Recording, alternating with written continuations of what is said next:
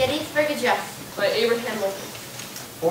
87 years ago, our fathers brought forth on this country a new nation conceived in liberty and dedicated to the proposition that all men are created equal.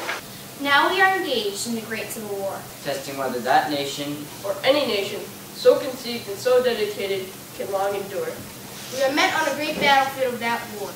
We have come to dedicate a portion of that field as a final resting place for those who here gave their lives, that that nation might live. It is altogether free and proper that we should do this.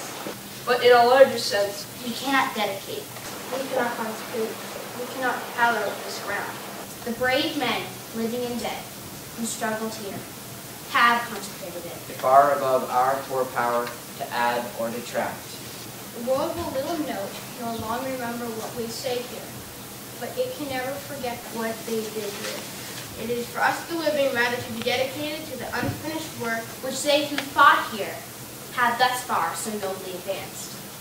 It is rather for us to be here dedicated, To the great task remaining before us. that from these honored dead we take increased devotion to the cause for which they gave the last full measure of devotion. That we here highly resolve that these dead shall not have died in vain. That this nation, Under God, Shall have a new birth of freedom. and that government of the people, by the people, for the people, shall not perish from the earth.